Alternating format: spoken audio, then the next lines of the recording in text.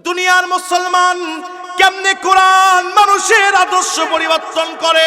খলিফাতুল মুসলিমিন হযরত ওমর নবীজির গর্দান নেওয়ার জন্য যখন ওমর যাচ্ছিলেন, এমন সময় ওমর যখন নবীজির গর্দান নেওয়ার জন্য যাচ্ছিলেন, আমার ভাইনা রাস্তার মাঝখান থেকে হযরত ওমর বোনের কণ্ঠে কোরআন শুনলেন।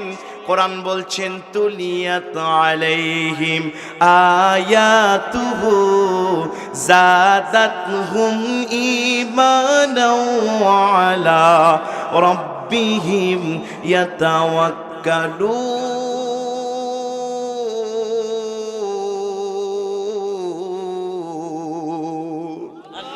আল্লাহ বলছেন কোরআন শুনলে ঈমান বেড়ে যায়, গুপ্ত ঈমান সুপ্ততা লাভ করে। খুব মনোযোগ যুবকেরা, কোরআনের উদ্দেশ্য না জানলে ওই কোরআন দিয়ে নামাজ পড়েও আপনি মজা পাবেন না।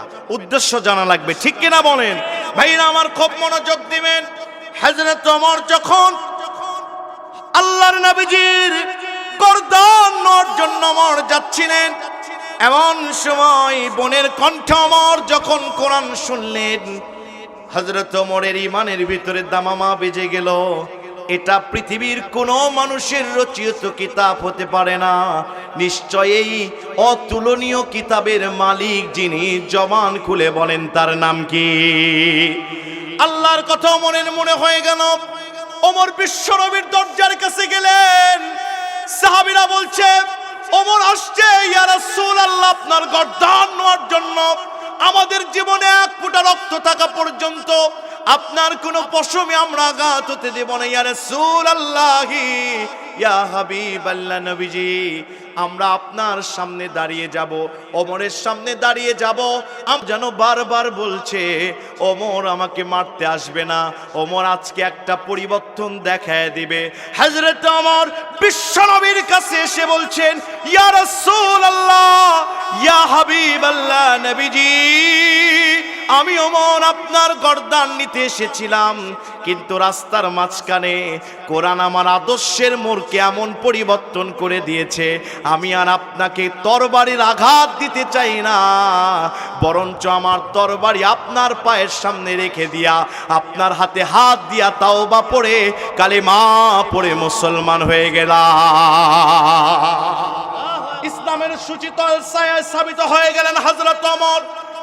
সম্মানিত বালিয়াদিকে দহপাড়াবাসী মনোযোগ দিয়ে বলেন তো, ওমরের চেতনা, ওমরের আদর্শ পৃথিবীর কোন নেতা পরিবর্তন করেছে? কোন আদর্শ? লেলিল কালমাস মাওসেতুর আদর্শ, মানুষ রচিত কোন আইন ওমরকে পরিবর্তন করতে পারে না। ওমরকে পরিবর্তন করেছে যে কিতাব, চিৎকার দিয়ে বলেন সে কিতাবের নাম কি? আল কোরআন ওমরকে পরিবর্তন করায় দিল। শুধু তাই নয়, আরবের বর্বর যুগে একটা নারীকে দুই ঘোড়ার সাথে বাঁধিয়ে দিয়ে দুই ঘোড়া দুই দিকে দাবড়ায় দেওয়া হতো, জীবন্ত নারী চিরে দুটুকরো হয়ে যেত। এই দৃশ্য দেখে আরবের বর্বর যুগের যুবকেরা অট্টহাসিতে লিপ্ত হতো। এত বর্বর যুগ ছিল ওই সময়, যে সময় নিজের সৎ মায়ের সাথে তারা সংসার গড়ে তুলত। শুধু তাই নয়, কোনো মেয়ে সন্তান হলে তাকে জীবন্ত কবর দিত, বুকে পাথর মেরে দিত। এত বর্বর যুগের কিছু মানুষকে কোরআন এত আলোকিত করেছে, সাহাবীদেরকে কোরআন এত আলোকিত করেছে, যাদের শানে সূরা বাইনাতের শেষ আয়াত নাজিল হয়েছে, রাদিয়াল্লাহু আনহুম ওয়া রাদওয়ান। আমার আল্লাহ পাক নবীজির সব সাহাবীদের প্রতি খুশি, সাহাবীরাও আমার আল্লাহর প্রতি খুশি। এই আয়াত প্রমাণ করে আমার নবীজির শুধু 10 জন সাহাবী নয়, নবীজির সব সাহাবী বিনা হিসাবে জান্নাতি। বলেন তো, সাহাবীরা কে 26 সালের ভদ্র যুগের লোক ছিল না ওই অন্ধকার যুগের? জোরে বলেন।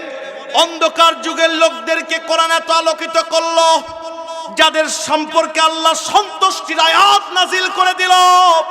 প্রিয় ভাইরা আমার, तमाम পৃথিবীতে অশান্তি, মানুষের ঘরে শান্তি নাই, মানুষ নিজের সম্পদ রেখে ঘুমাতে পারে না, মানুষের টেনশন ফুরে না, চাঁদাবাজির ভয়, সন্ত্রাসের ভয়, এরপরে চাকু মারার ভয়, বুলেট মারার ভয়, এরপরে সম্পদ চুরির ভয়, নানা রকম ভয়, মিসাইল পড়ার ভয় আছে না নাই? জোরে বলেন আছে না নাই? সব ভয়কে যদি দূর করতে চান, মানুষের দাদার আইন দিয়া, স্বামীর আইন দিয়া, বস্তা পচা আইন দিয়া সমাজ পরিবর্তন করা যাবে না। পৃথিবী পরিবর্তন করার জন্য রবের আইনের দরকার আছে না নাই? জোরে বলেন আছে না নাই? আরো আস্তে বলেন, কেউ শুনবে। জোরে বলেন, জোরে বলেন। তাহলে কোরআন পৃথিবীতে 1 নাম্বার এসেছে মানুষের আদর্শ পরিবর্তন করার জন্য। কেমনে আদর্শ পরিবর্তন করে? সাহাবীরা কোরআন দিয়া তো আলোকিত হয়ে গিয়েছিলেন। একটা নারী ওই রাস্তার মাঝখান দিয়ে চলে যাচ্ছিলেন, কোন সাহাবীরা চোখ উঠায়া একবারের জন্য দেখে নাই কার ভয়ে। এজন্যই আল্লাহ বলছেন, কিতাবুন আনজালনাহু ইলাইকা লিতুখরিজান নাসা মিনাজ যুলুমাতি ইলান নূর। কোরআন এসেছে অন্ধকার থেকে মানুষগুলোকে আলোতে নিয়ে যাওয়ার জন্য, চেতনার আলোকিত, আদর্শ আলোকিত করার জন্য। জোরে বলতে হবে আল্লাহু আকবার। তাহলে কোরআনের 1 নাম্বার মিশনটা কি? একটু বলতে হবে প্রিয় ভাই, যা ক্লাস এটা সবাইকে বলতে হবে। মানুষকে অন্ধকার থেকে কোথায় নেওয়ার জন্য? আলোকিত করার জন্য, আদর্শের আলোকিত, চেতনার আলোকিত করার জন্য। সুবহানাল্লাহ বলবেন না? মানুষ যদি আলোকিত হয়, সমাজ কি অন্ধকার থাকে? জোরে বলেন থাকে? সমাজও আপডেট হয়ে যায়, আলোকিত হয়ে যায়। তাহলে এই পৃথিবীতে কোরআন দিয়ে সমাজ পরিবর্তন হোক, আমরা চাই কি চাই না? জোরে বলেন, চাই কি চাই না? কারা কারা চাই? আল্লাহকে হাত তুলে একটু দেখায় দিই। লিল্লাহে তাকবীর। হাত নামায় দেন। প্রিয় ভাইরা আমার, আমার মন কেন যেন বলছে পুরো মাঠ রহমতের ফেরেশতা দিয়ে ভরে যাচ্ছে। কেউ উঠবেন না ইনশাআল্লাহ। আমার মন আজকে বারবার বলছে পুরো মাঠ আজকে মানুষ সাহায্য করে নাই, আল্লাহ রহমতের ফেরেশতা দিয়ে আজকের মাহফিল সাহায্য করছে। কেউ উঠবেন না ইনশাআল্লাহ। সম্মানিত ভাইরা আমার, এই কোরআনকে আমরা জিজ্ঞাসা করলাম, ওগো কোরআন, পৃথিবীতে তুমি আসলা 1 নম্বরে আদর্শ পরিবর্তন করার জন্য, নৈতিকতা পরিবর্তন করার জন্য। কোরআন বলো তো কোরআন 2 নাম্বার কি মিশন নিয়ে, কি টার্নিং পয়েন্ট নিয়ে তুমি পৃথিবীতে নাজিল হয়েছো? কোরআন বলছে আমার 2 নাম্বার বিষয়টা হচ্ছে কোরআনুল কারীমের 2 নাম্বার সূরা, সূরার নাম সূরা বাকারা, আয়াত নাম্বার 185। জোরে বলেন কত? 185 নাম্বার আয়াতে আল্লাহ রাব্বুল আলামিন চমৎকার করে বলছেন, সবার পরিচিত আয়াত, সবার ঘরের আয়াত, সবাই একটু ঠোঁটটা মিলিয়ে দিবেন, সওয়াব হয়ে যাবে। আল্লাহ বলছেন, শাহরু রমাদানাল্লাযী উনজিলা ফীহিল কুরআন হুদাল লিন্নাসি ওয়া বাইয়িনাতিম মিনাল হুদা ওয়াল ফুরকান। আল্লাহ রাব্বুল আলামিন বলছেন, শাহরু রমাদানাল্লাযী উনজিলা ফীহিল কুরআন, আমি রমাদানে কোরআন নাজিল করেছি, হুদাল লিন্নাস, মানব জাতিকে হেদায়েত করার জন্য, ওয়া বাইয়িনাতিম মিনাল হুদা ওয়াল ফুরকান, কোরআন নাজিল হয়েছে হক বাতিলের পার্থক্য করার জন্য। ফুরকান মানে হককে স্পষ্ট করে দেয় যে, বাতিলকে স্পষ্ট করে দেয় কি যে সে। ফুরকান মানে হক বাতিল মাপার দাঁড়িপাল্লা, হক বাতিল মাপার মিশিং। সম্মানিত ভাইরা আমার, আল্লাহ বলছেন পৃথিবীতে যত সত্য আছে এগুলোকে সত্য হিসেবে সাব্যস্ত করার জন্য, আর যত মিথ্যা আছে, বাতিল আছে, এগুলোকে মিথ্যা হিসেবে সাব্যস্ত করার জন্য, স্পষ্ট করে দেওয়ার জন্য আমি কাবার মালিক আল্লাহ কোরআন নাজিল করেছি। চিৎকার মেরে বলতে হবে আল্লাহু আকবার। আপনি এখনো বোঝেন নাই, একটা আয়াত না বোঝা পর্যন্ত আমি আরেকটা আয়াতে যাব না। গ্রামের মানুষ চাচ্ছেন আপনারা কোনো মতো মাহফিলটা শেষ হোক, কিন্তু এত আয়োজন করে কোনোই লাভ হবে না যদি তাফসীর না হয়। প্রিয় ভাইরা আমার, আমি অল্প সময় আপনাদেরকে বোঝাতে চাচ্ছি, খুব মনোযোগ দিবেন। কিয়ামতের দিন একসাথে যেভাবে বসেছি, আমি চাচ্ছি যেন একসাথে আমরা জান্নাতে যাই। জোরে বলেন আমিন। ভাইরা আমার, বলেন তো, আয়নার সামনে আপনি যখন দাঁড়াবেন, আয়নার সামনে দাঁড়াইলে আপনার মুখে কোথায় ক্ষত বিক্ষত, বলেন তো আয়না বলে দেয় কিনা? স্পষ্ট করে দেয় কিনা? আল্লাহ বলছেন কোরআন হচ্ছে হক বাতিল পার্থক্য স্পষ্ট করে দেওয়ার আয়না। তামাম পৃথিবীতে কোরআনটা ধরবা আর পৃথিবীর বর্তমান অবস্থাটা সামনে নিয়ে আসবা, কোরআন বলে দিবে কে হক কে বাতিল। কথা বলেন ঠিক কিনা? এই কোরআন তো বলে দিয়েছিলেন মুহাম্মদুর রাসূলুল্লাহর দাওয়াত হক, এই কোরআনই তো বলে দিয়েছিলেন আবু জেহেলের পন্থা বাতিল। কথা বলেন ঠিক কিনা? এই কোরআন তো বলে দিয়েছিলেন দেলোয়ার হোসেন সাইদি যে দাওয়াত দিচ্ছে এটা রবের দাওয়াত, হক দাওয়াত, আর ওই লেডি ফেরাউন আলেমদেরকে বন্দি করে বাতিল। কথা বলেন ঠিক কিনা? কোরআন এসেছে শাহরু রমাদান আল্লাযী উনজিলা ফীহিল কুরআন হুদাল লিন-নাস ওয়া বাইনাতিম মিনাল হুদা ওয়াল ফুরকান। হক বাতিলের পার্থক্য করার জন্য কাবার মালিক আল্লাহ কোরআন নাজিল করেছেন। তার মানে কোরআন নাজিলের 2 নাম্বার উদ্দেশ্য হচ্ছে পৃথিবীতে সব হককে স্পষ্ট করে দিবে, বাতিলকে স্পষ্ট করে দিবে। এটাই হচ্ছে কোরআন নাজিলের মিশন। কথা বলেন ঠিক কিনা? বলেন তো, ইসরায়েল এবং ইরান এর ভিতরে হককে? জোরে বলেন, জোরে জোরে, আরো জোরে। ইরানটা আকীদা অন্যরকম থাকতে পারে, কিন্তু তারা তো মুসলমান। কথা বলেন না কেন? আল্লাহর তো বান্দা। কথা বলেন ঠিক কিনা? তাহলে এটা আপনি বুঝলেন কেমনে? এটা কি নিজের চিন্তা দিয়ে না কোরআন দিয়া? জোরে জোরে জোরে জোরে। আল্লাহ বলছেন শোনো, এটাই আমার কোরআন নাজিলের মিশন। জোরে বলেন আল্লাহু আকবার। কামিল দাখিল মাস্টার্স মাদ্রাসার আলোচনা, এগুলো খুব মনোযোগ দিয়ে শুনতে হবে।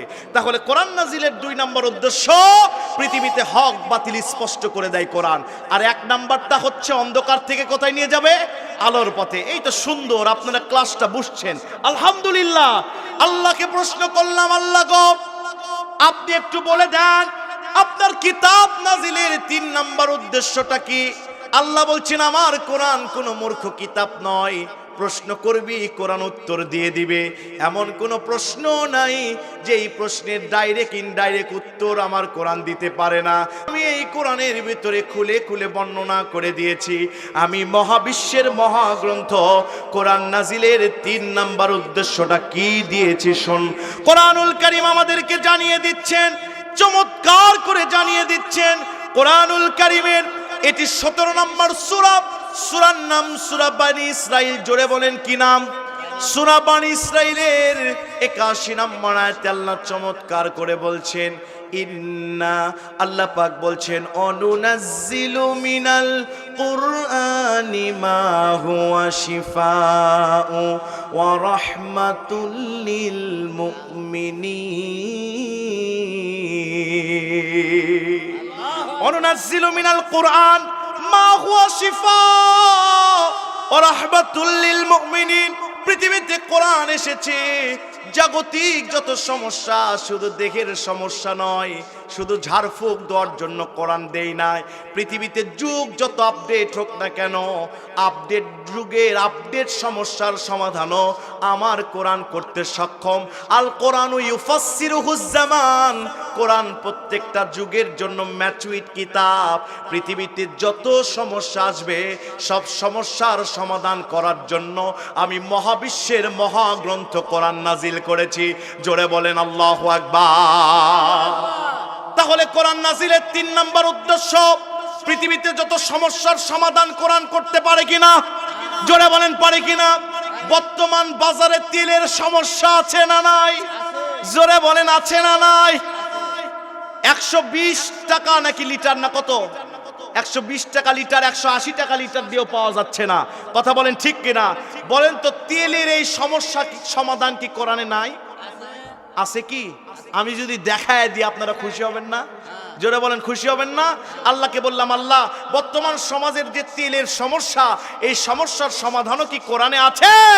আল্লাহ বলছেন শোনো, সকল সমস্যার সমাধান একটা আয়াতের ভিতরে দিয়েছি। সুবহানাল্লাহ। পকেটে নিয়ে যে আগামীকাল বাড়ির যে বলেন, জোরে বলেন সুবহানাল্লাহ। সেটা কোন আয়াত? আল্লাহ বলছেন শোনো, ওয়ালাউ আন্না আহলাল কুরা আমানু ওয়াত্তাকাউ লাফাতাহনা আলাইহিম বারাকাতিম মিনাস সামাই ওয়াল আরদ। জোরে বলেন আল্লাহু আকবার। আল্লাহ বলছেন আকাশ জমিনের সমস্ত দরজা খুলে দিব তাদের জন্য, যে কম, যে জাতি, যে দেশের লোকেরা আমি আল্লাহর উপর ঈমান আনার পরে আমি আল্লাহকে চূড়ান্ত ভয় করবে, ব্যবসায় যে 2 নাম্বারি মাল করবে না, চাকরি যে ঘুষ খাবে না, রাস্তায় বেপরদা হয়ে নারীরা ঘুরবে না, আমি আল্লাহকে ভয় করে যারা চলবে, লা ফাতাহনা আলাইহিম বারাকাতিম মিনাস সামাই ওয়াল আরদ, আকাশ জমিনের সব রহমতের দরজা আমি কাবার মালিক আল্লাহ তাদের জন্য খুলে দিব। তার মানে কোন মানুষ যদি, কোন দেশের মানুষ, কোন জনগোষ্ঠীর মানুষ, কোন এলাকা, কোন পাড়ার মানুষ যদি ঈমান আনার পরে আল্লাহকে ভয় করে, তাদের দিলের সমস্যা শুধু নয়, সমস্ত সমস্যার সমাধান যিনি করে দিবেন তিনি কে? আল্লাহ বলছেন শোনো, এই জন্যই তো কোরআন নাজিল করেছি।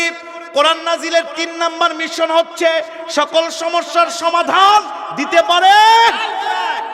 আমি একটা স্লোগান দিব, আপনারা বলবেন, আমি বলবো সকল সমস্যার সমাধান, আপনারা বলবেন দিতে পারে আল কোরআন। পারবেন না?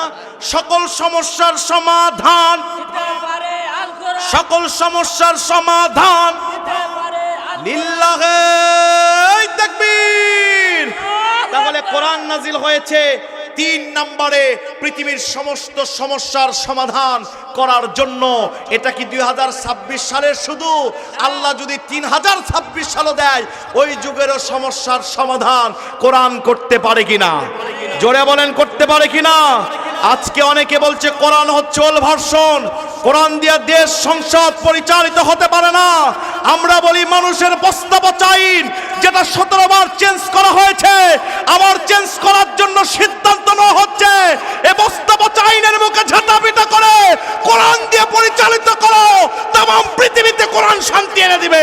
কথা বলেন ঠিক কিনা?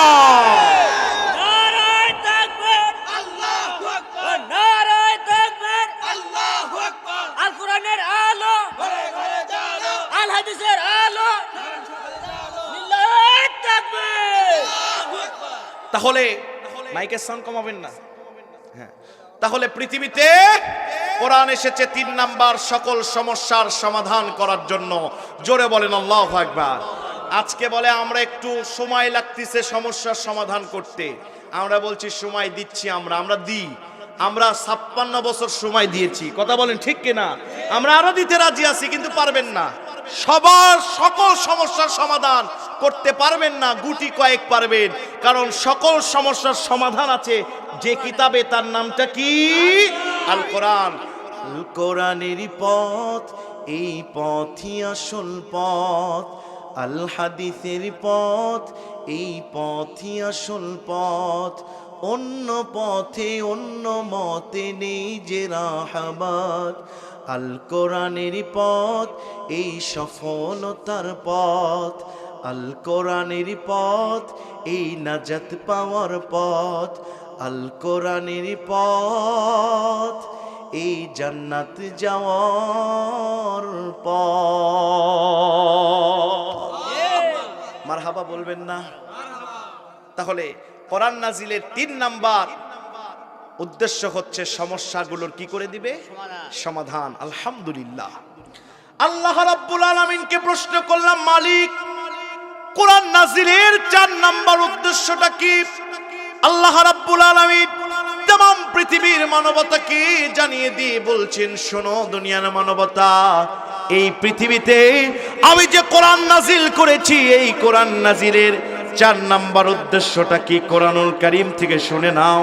পৃথিবীতে এরকম করে এমন আয়াত শুনেছেন কিনা জানি না, আমার কাবার মালিক আল্লাহ এত চমৎকার আয়াত কোরআনের ভিতরে দিয়ে বুঝে দিচ্ছেন, শোনো আমার কোরআনের মূল মিশনটা এটা। আপনারা এই মিশন শুনতে রাজি আছেন কিনা? মনোযোগ আছে তো? এই আয়াত খুব মনোযোগ দিতে হবে।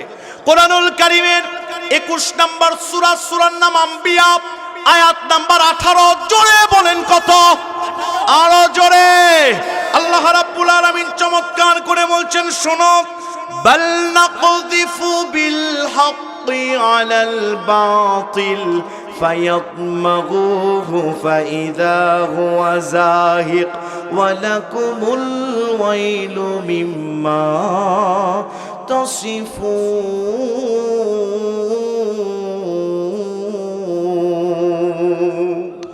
আল্লাহ রাব্বুল আলামিন বলছেন, বাল নাকযিফু বিল হক। হক মানে কি? কোরআন। জোরে বলেন হক মানে কি? দলিল নান সূরা সফ 8 নম্বর আয়াত আল্লাহ বলছেন, হুয়াল্লাযী আরসালা রাসূলাহু বিল হুদা ওয়া দীনিল হক। এই হক মানে আল কোরআন। আল্লাহ বলছেন পৃথিবীতে কোরআন নামক হক নাজিল করে দিয়েছি।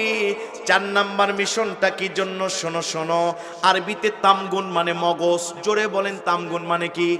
কারো মগজে যদি ইটা দিয়ে আঘাত করা হয়, প্রিয় ভাইরা আমার বলেন তো, কারো মগজে যদি ইটা দিয়ে পাথর দিয়ে আঘাত করা হয়, তার মগজ কি অক্ষত থাকে না খণ্ড দ্বিখণ্ডিত হয়? জোরে বলেন খণ্ড দ্বিখণ্ডিত হয় কিনা? আমার ভাইরা, গত বছরের আগের বছর রাজশাহী গোদাগাড়ি মাহফিলে যাওয়ার সময় দেখি একটা গাড়ির সাথে যুবকের মাথাটা লাগিয়ে গিয়েছে, মগজ ছিটকে পড়ে আছে। আমার হাতের সামনে মগজগুলো দেখলাম।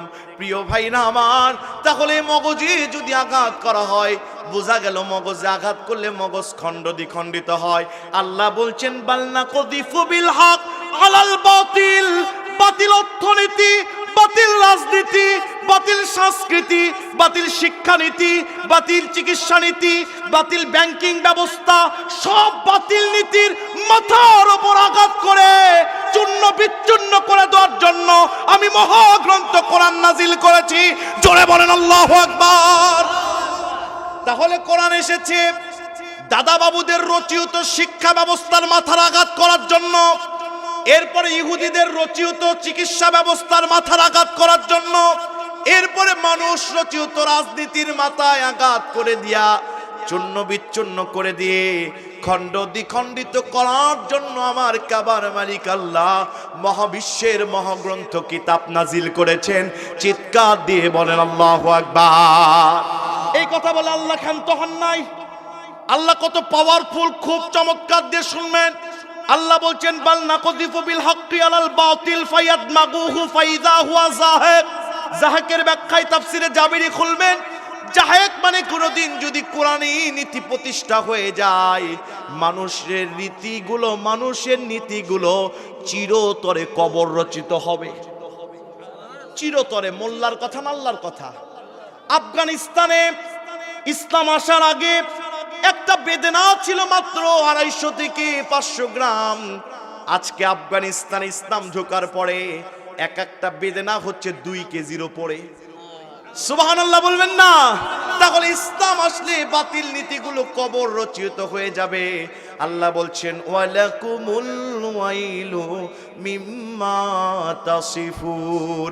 আফসোস তাদের জন্য যারা দাড়ি রেখেছে, টুপি পরেছে, হাজি হয়ে তসবিহ নিয়ে হাঁটে, আর আমি আল্লাহর কোরআনের নীতির বাইরে কথা বলে। কোরআন যারা চায় না তাদের জন্য আফসোস। বলেছেন কে? তাহলে কোরআন নাজিলের 4 নাম্বার উদ্দেশ্য বাতিল ব্যবস্থার উপরে মাথায় আঘাত এনে কোরআন প্রতিষ্ঠা করার জন্য। নবীজি যখন দ্বীনের দাওয়াত দিচ্ছিলেন, আবু জেহেলের ব্যবস্থার উপরে আঘাত এসেছে। কথা বলেন ঠিক কিনা? যখন ফেরাউন রাষ্ট্র চালায়, মুসা নবী আসলেন। মুসা নবী আসার পরে আবু জেহেলের সব ব্যবস্থার মাথায় আঘাত এসেছে। যখন কোরআনের মুফাসসির আল্লামা দেলওয়ার হোসেন সাইদি রহমাতুল্লাহি আলাইহি কোরআন থেকে তাফসির করতেন, তৎকালীন জালেম লেডি ফেরাউন হাসিনার মস্তকে আঘাত লেগেছিল। কথা বলেন ঠিক কিনা? এজন্যই তো কোরআন এসেছে। কোরআন নাজিলের 5 নাম্বার উদ্দেশ্য। আপনারা আছেন তো ইনশাআল্লাহ? খারাপ লাগছে নাকি? দোয়া করে দেব? হ্যাঁ, আর মাত্র 10 থেকে 15 মিনিট। আছেন না? কতক্ষণ আছেন? সারা রাত আপনারা থাকেন, আমি যাই। সম্মানিত ভাইরা আমার, একটু তাহলে কোরআন নাজিলের 1 নম্বর উদ্দেশ্য পাইলাম। কোরআন ছাড়া একটা কথাও সিয়াম হোসেন বাস্তববাদী বলে না। শুকরান বলছি, ফুকরান নয়। আমি যে মসজিদে জুমার নামাজ পড়াই, শুধু প্রথম নিস্তালাতি 2000-এর উপর লোক আছে। সুবহানাল্লাহ বলবেন না? একটু মনোযোগ দিবেন প্রিয় ভাইরা আমার। কোরআন নাজিলের 1 নম্বর উদ্দেশ্য অন্ধকার থেকে মানুষগুলোকে আলোতে আনবে, মানুষের আদর্শ চেতনার অন্ধকারগুলো দূর করে আদর্শকে আলোকিত করবে। 2 নম্বর, কোরআন হক বাতিলকে স্পষ্ট করার জন্য এসেছে। 3 নম্বর, সকল সমস্যার সমাধান করার জন্য কোরআন এসেছে। 4 নম্বর, বাতিল নীতির মাথার আঘাত করার জন্য কোরআন এসেছে। আল্লাহকে বললাম, আল্লাহ কোরআন নাজিলের 5 নম্বর উদ্দেশ্যটা কি? আল্লাহ বলছেন, চোখগুলো মেলায়া কোরআনুল কারীমের এটি 17 নম্বর সূরা, সূরার নাম বানী ইসরাইল, 9 নম্বর আয়াতটা খুলে দেখবা, আমার কোরআন নাজিলের 5 নম্বর মিশনটা পেয়ে যাবা। আল্লাহ রাব্বুল আলামিন तमाम পৃথিবীর মানবতাকে জানিয়ে দিয়ে বলছেন, শোনো দুনিয়ার মানবতা, আমার কোরআন নাজিলের 5 নম্বর উদ্দেশ্যটা কি? কি চমৎকার করে আল্লাহ বলছেন, ইন্না হাযাল কুরআন ইয়াহদি লিল্লাতী হিয়া আকওয়াম ওয়া ইউবাশশিরুল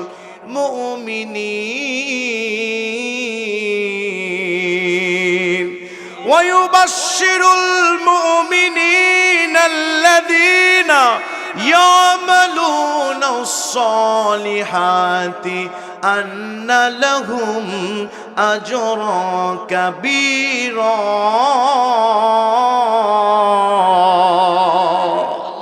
ইন্না মানে নিশ্চয়, হাদা মানে এই কোরআন, ইয়াহদি লিল্লাতী হিয়া আকওয়াম, মানুষগুলোকে স্ট্রেট ওয়ে জান্নাতের পথে পরিচালিত করে। ওয়ায়ুবাশশিরুল মুমিনিন, মুমিন পুরুষ মুমিন নারীদের জন্য জান্নাতের সুসংবাদ দেয়। আন্না লাহুম আজরান কাবীরা, এটা তাদের জন্য বড় পাওয়া। তার মানে কোরআন এসেছে পৃথিবীর সমস্ত উম্মতে মুহাম্মাদিকে জান্নাতের সুসংবাদ দিয়ে। প্রত্যেক নামাজে আমরা বলি, ইহদিনাস সিরাতাল মুস্তাকিম, আল্লাহ সঠিক সরল পথ দেখাও। এই সঠিক সরল স্ট্রেট ওয়ে পথের ওপর পরিচালিত করে জান্নাতের শুভ সংবাদ দিয়ে तमाम পৃথিবীর উম্মতে মুহাম্মাদিকে জান্নাতে ঢোকানোর জন্য কোরআন এসেছে। সুবহানাল্লাহ। আর আস্তে বলেন সুবহানাল্লাহ। সুবহানাল্লাহ। আর আস্তে সুবহানাল্লাহ। আর আস্তে ইনশাআল্লাহ। আপনারা আছেন তো? তাহলে কোরআন নাজিলের উদ্দেশ্য কয়টা? 5টা। 1 নম্বর, অন্ধকার থেকে আলোর পথে আনবে, চেতনা আদর্শের অন্ধকার দূর করে আদর্শকে স্বচ্ছ বানায়া দিবে। 2 নম্বর, হক বাতিল স্পষ্ট করে দিবে। 3 নম্বর, সকল সমস্যার সমাধান করার জন্য কোরআন এসেছে। 4 নম্বর, পৃথিবীর সমস্ত বাতিল চেতনার মাথায় আঘাত করে কোরআন হককে প্রতিষ্ঠার জন্য কোরআন এসেছে। 5 নম্বর, উম্মতে মুহাম্মাদিকে জান্নাতের সুসংবাদ দিয়ে জান্নাতে নেওয়ার জন্য এসেছে। জোরে বলেন আল্লাহু আকবার। সেই কোরআন থেকে আর যদি 10 মিনিট আলোচনা হয়, আপনারা আছেন তো? আছেন তো? আমি একটা প্যারাগ্রাফের মতো একটা অধ্যায় আপনাদেরকে বুঝাবো। আল্লাহ এখানে বলে দিয়েছেন, সুবহানাল্লাহ বলবেন না? কোরআনুল কারীমের এটি 10 নম্বর সূরা। সূরার নাম হচ্ছে সূরা ইউনূস। আয়াত নাম্বার 83 থেকে 86 পর্যন্ত আল্লাহ একটা দৃশ্য ফুটায় তুলেছেন। চলুন তো আমরা এমন একটা গাড়িতে উঠতে চাই, যেই গাড়িতে উঠে আমরা এই দৃশ্যটা ভিজিট করতে পারি। কথা বলেন ঠিক কিনা? আছেন তো ইনশাল্লাহ? আমি চালক হতে চাই, আপনারা যাত্রী আছেন না? পৃথিবীতে টেনশন করবেন না, সব গাড়ি অ্যাক্সিডেন্ট করলেও কোরআনের গাড়ি অ্যাক্সিডেন্ট করবে না ইনশাআল্লাহ। চলেন, আল্লাহ কি বলছেন?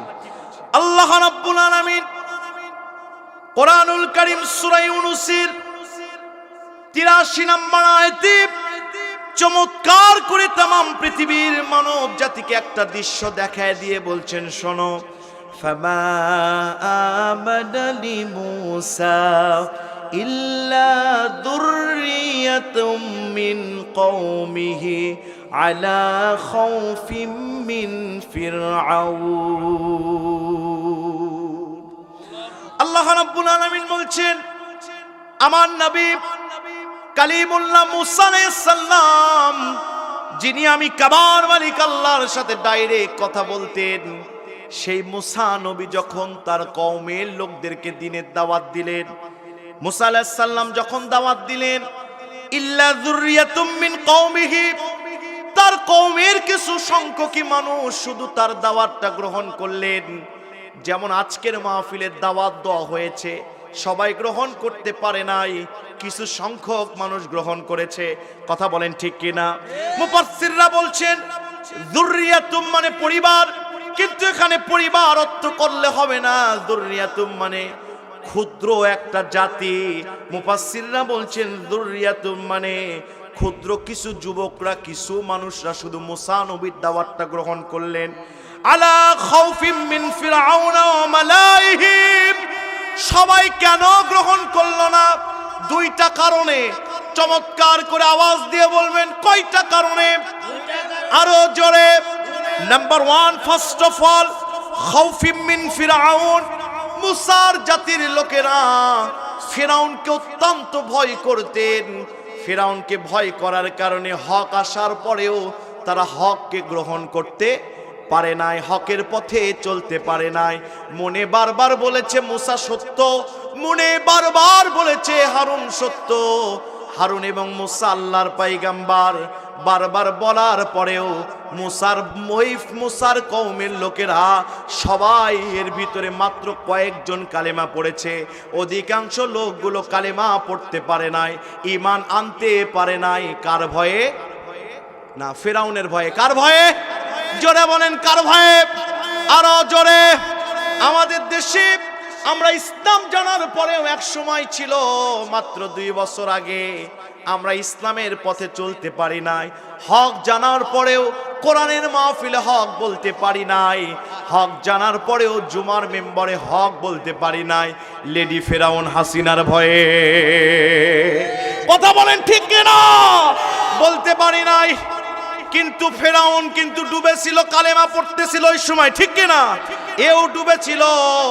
যদি দুইটা কথা বলতো, আমরা যা করেছি অন্যায় করেছি এবং আমাদের ভুল হয়েছে, ক্ষমা করে দাও, ক্ষমা করে দেন, ক্ষমাও চায় নাই, বরঞ্চ রক্তের গরম দেখাইছে, ক্ষমতার গরম দেখাইছে। আল্লাহ বলছেন ক্ষমতার গরম দেখাইছিস, সীমা লঙ্ঘন করেছিস, রেড কার্ড দেখায়া মামু বাড়ি দিল্লি পাঠায় দিলাম। বারবার ফিরআউন যেমন মৃত্যুর সময় কালেমা পড়ার পরেও ইসলামে ঢুকতে পারে নাই, ও রেড কার্ড দেখানোর সময় বারবার ভাষণ দেওয়ার চেষ্টা করার পরেও তাকে ভাষণ দেওয়ার সুযোগ দেওয়া হয় নাই। কথা বলেন, কথা বলেন। আল্লাহ বলছেন মুসার জাতির কিছু লোক ঈমান আনলো, সবাই আনতে পারে নাই। কিসের ভয়ে? জোরে বলেন কিসের ভয়ে? আরো জোরে। এই ফিরআউনের আপডেট ভার্সন লেডি ফিরআউনকে আমরা দেখেছি। কথা বলেন ঠিক কিনা? আল্লাহ বলছেন দুইটা কারণে তারা ঈমান আনতে পারে নাই। নাম্বার 1, ফার্স্ট অফ অল ফিরআউনের ভয়ে। ফিরআউন ছিল অত্যন্ত ক্ষমতাশীল, নরপিশাচ ছিল। নাম্বার 2 হচ্ছে ওয়া মালাইহিম, তার সৈন্য দলের ভয়ে। মুফাসসিররা বলছেন ফিরআউনের সৈন্য দল খুব প্রভাবশালী ছিল। তৎকালীন যুগে যে তাবু তৈরি করা হয়, তাবু টাঙ্গানো হয় না মরুভূমিতে, এই তাবু টাঙ্গানোর সময় রশিগুলো নানাভাবে মানুষ বাঁধত, লোহা পিটায়া কিলোক যেটাকে বলা হয় লোহার কিলোক, এই কিলোক পুতায়া সেখানে যে রশিটা বাঁধতে হবে এটা মানুষ জানতো না। এটা মানুষকে দেখাইছে ফিরআউনের সৈন্যরা। ফিরআউনের সৈন্যরা প্রথমে কিলোক মারায়া তারা তাবু তৈরি করত। শুধু তাই নয়, অত্যন্ত জুলুম শাহী সৈন্য তারা ছিল।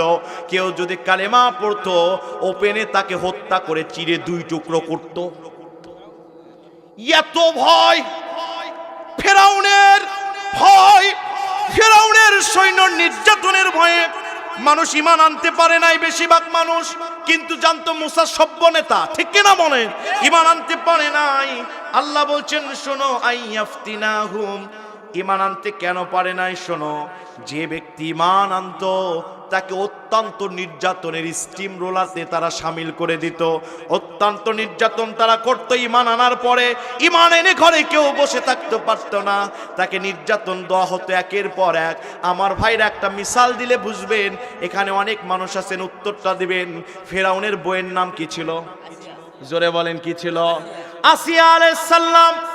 এই আসিয়াকেও ফেরাউন দুই টুকরো করেছিল। ফেরাউনের সৈন্যরা আসিয়ার নিজের সন্তান মানে ফেরাউনের সন্তানকে ওই ফুটন্ত তেলের ভিতরেও ফেলে দিত। তার মানে ফেরাউন এমন জালিম শাহী ছিল, নিজের স্ত্রীকে কালেমা পড়ার কারণে দুই টুকরো করত। বুঝতে কি বাকি আছে? ফেরাউনের নির্যাতন কম ছিল না বেশি ছিল? জোরে বলেন, অত্যন্ত বেশি ছিল। আমার ভাইরা, আল্লাহ বলছেন ওয়া ইন্না ফিরাউনা লাআল। লাআলের ব্যাখ্যায় মুফাসসিররা বলছেন লাআল মানে অত্যন্ত পরাক্রমশালী, অত্যন্ত শক্তিশালী, অত্যন্ত জালিম শাহী।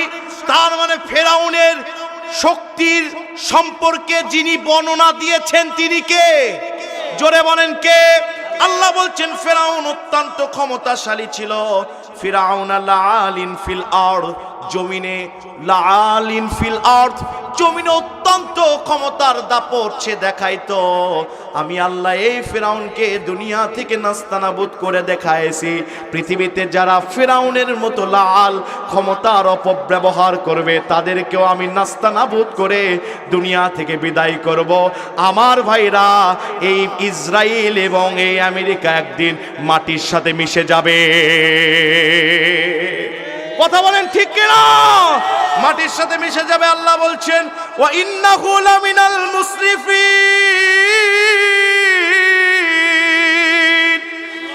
এই মুসরিফিনের ব্যাখ্যা হচ্ছে যেই মানুষগুলো কালেমা পড়তো, যেই মানুষগুলো ফেরাউনের বিপক্ষে চলে যেত, ফেরাউনের মতবাদকে লাথি দিয়া, মানুষের বস্তা পচা আইনকে লাথি দিয়া আল্লাহর আইনকে মেনে নিত, ফেরাউন তাদের উপর নির্যাতন করে তাদেরকে ঠান্ডা করে দিত। আমাদের দেশে লেডি ফেরাউন বুঝতে আপনাদের সুবিধা হবে, যেটা আমাদের উপর 16 বছর নির্যাতন করেছে। আলেম ওলামার বিরুদ্ধে গেলে আলেমদেরকে জেলে ভরায়া ফাঁসি দিয়ে ঠান্ডা করত। এটা ফেরাউনি স্বভাব। কথা বলেন, কথা বলেন, কথা বলেন। এটা ফেরাউনি স্বভাব। আমার ভাইরা, এই পৃথিবীতে ইসলামের পক্ষে যারা থাকবে, কোরআনের পক্ষে যারা থাকবে, ইসলামী আন্দোলনের পক্ষে যারা থাকবে, ইরান শক্তিদেরকে আল্লাহ বিজয় দিয়ে দিবেনি। এটা কার ওয়াদা? জোরে বলেন, কার ওয়াদা? 18 নম্বর পারা 16 নম্বর পৃষ্ঠা 3 নম্বর লাইন 24 নম্বর সূরা। সূরার নাম সূরা নূর, আয়াত নাম্বার 55। আল্লাহ চমৎকার দিয়ে বলছেন, চমৎকার করে বলছেন ওয়া'আদাল্লাহুল্লাযীনা আমানু মিনকুম ওয়া আমিলুস সালিহাতি লা ইস্তাখলিফান্নাহুম ফিল আরদ। চিৎকার দিয়ে বলতে হবে আল্লাহু আকবার। আল্লাহ বলছেন আমার ওয়াদা, तमाम পৃথিবীতে ইমানদারদেরকে আমি ক্ষমতা দিব টুডে এন্ড টুমরো। ফেরাউনি নির্যাতনের কায়দায় আমেরিকা ইসরায়েল যদি মুসলমানের উপর বারবার পারমাণবিক বোমা মারে, ইমানদারের ঈমান কেড়ে নিতে পারবে না। ইমাম মাহদীর নেতৃত্বে হলে तमाम পৃথিবীতে কালিমার পতাকা যিনি উড়াই দিবেন তিনি কে? আল্লাহর নবী বলছেন আল মাহদী মিন ইয়াকলাল জাবাল ইয়ামলাউল আরদ কিসতান ওয়া আদলা কামা মুলিয়াত যুলমান ওয়া যাওরা। রাওয়াহু আবু দাউদ। নবীজি বলছেন ইমাম মাহদী হবে আমার বংশ থেকে, নাক হবে লম্বা, কপাল হবে প্রশস্ত। ইমাম মাহদী আমার বংশ থেকে হবে। যুলমান ও যাওরা तमाम পৃথিবীর সমস্ত জুলুমের কবর রচনা করে কালেমার পতাকা ইমাম মাহদী উড়ায় দিবে। আল্লাহু আকবার। ভাইরা আমার, বন্ধুগণ আমার, কষ্ট হচ্ছে। আর মাত্র 2টা আয়াত বলে আপনাদেরকে পুরো প্যারাগ্রাফটা বুঝায় দিব। মুসার দলের লোক কম না বেশি? না না না, জোরে বলেন কত? এই তো তাফসীর বুঝতে হবে। কত? কম হওয়ার কারণ কয়টা? 2টা। ফেরাউনের ভয় আর সৈন্যবাহিনীর ভয়। আমার ভাইরা, মুসা আলাইহিস সালাম এই কম সংখ্যক মানুষদেরকে ডাক দিয়ে বলছেন, শোনো, وقال موسى يا قوم إن كنتم آمنتم بالله। হে আমার কওমের লোকেরা, তোমরা অল্প মানুষ হলেও তো কালেমা পড়েছো। তার মানে আজকে এত বড় মাহফিলের আয়োজনে দাওয়াত দেওয়ার পরে অল্প মানুষ হলেও তো এসেছে, ঠিক কি না বলেন? আল্লাহর নবী মুসা আলাইহিস সালাম ডাক দিয়ে বললেন, হে আমার কওমের লোকেরা, তোমরা তো কালেমা পড়েছ অল্প সংখ্যক লোক হওয়ার পরেও, ও আমার কওমের লোকেরা, তোমরা কি আল্লাহ, আমার সম্প্রদায়ের লোকেরা, তোমরা কি আল্লাহর উপর ঈমান আনো নাই? বলছে হ্যাঁ, আমরা ঈমান এনেছি। আল্লাহ নবী মুসা আলাইহিস সালাম বললেন, ফাআলাইহি তাওয়াক্কালু ইন কুনতুম মুসলিমিন, তোমরা যদি আত্মসমর্পণকারী হও, তোমরা যদি আল্লাহর উপর ঈমান আনো, তাহলে ভরসা করতে হবে কার উপর? তাওয়াক্কালতু আলাল্লাহ, ভরসা করবা আল্লাহর উপর, ভরসা ভাঙ্গিয়ে ফেলবা না। তোমরা যদি অল্প হও, আল্লাহর প্রতি অটুট থাকো, তামাম পৃথিবীতে তোমাদেরকে সফল আল্লাহ করে দিবে। এখান থেকে আজকের শিক্ষা, মাহফিলে লোক কম বেশি মূল সাবজেক্ট নয়, যদি তারা আল্লাহর উপর ভরসা করে, দুনিয়া আখিরাতে সফল করবে কে? জোরে বলেন কে? আমার ভাইরা খুব মনোযোগ দিবেন। মুসা আলাইহিস সালাম অল্প লোকদেরকে বললেন, শোনো, ওই টেররিস্টদের ভয়ে কি তোমরা কালেমা ছাড়বা? তোমরা কি ঈমান আনো নাই আল্লাহর উপর? বলো নাই আমানতু বিল্লাহি কামা হুয়া বিআসমাইহি ওয়া সিফাতিহি ওয়া ক্বাবিলতু জামিআ আরকানিহি ওয়া আহকামিহি। ঈমান এনেছো আল্লাহর উপর, ঈমান এনেছো রাসূলের উপর, ঈমান এনেছো রুবুবিয়াত রুহুবিয়াতের উপর, ঈমান এনেছো আল্লাহর আইনের উপর, তোমরা কি এগুলো বাদ দিবা ওদের ভয়ে? মুসা নবী যখন এটা বললেন, ওরা বললেন, না না, আমরা তো মুসলিমিন, আমরা তো আত্মসমর্পণকারী, আমরা তাওয়াক্কুল করলাম আল্লাহর উপর, জীবন যদি যায় যায়, কালেমা আমরা ছেড়ে দিব না। হযরত সুমাইয়া আলাইহিস সালাম সন্তান আম্মারকে নিয়ে বাইরে বের হলেন। বের হওয়ার পরে আবু জেহেল বললেন, সুমাইয়া, শুনেছি কালেমা পড়েছো, ও সুমাইয়া, টাকা যদি চাও টাকা দিব, যদি স্বর্ণ চাও স্বর্ণ দিব, কালেমা ছেড়ে দাও রে সুমাইয়া। হযরতে সুমাইয়া বললেন, আমরা তাওয়াক্কুল করেছি আল্লাহর উপর, আমরা জীবন দিব, ঈমান দিব না। আবু জাহেল নরপিশাচ সহ্য করতে পারলেন না, ডাক দিয়ে সৈন্যদেরকে বললেন, সৈন্যরা, দুইটা খুঁটির উপরে হযরতে সুমাইয়াকে বেঁধে দেওয়া হলো, একটা খুঁটিতে সন্তান আম্মারকে বেঁধে দেওয়া হলো, আরেকটা খুঁটিতে। বুখারী শরীফের বর্ণনা, হযরতে সুমাইয়ার শরীর থেকে একটা একটা করে কাপড় খুলে হযরতে সুমাইয়া দু চোখের পানিগুলো ছেড়ে দেয়। মহিষী নারী, বাঘিনী নারী, ঈমানের জলযন্ত্র প্রদীপ হযরতে সুমাইয়া, বারবার তার কাপড়গুলো টেনে খোলা হয়, চাবুকের আঘাত দেওয়া হয়, রক্তগোস্ত গুলো একসাথে লেগে যায়।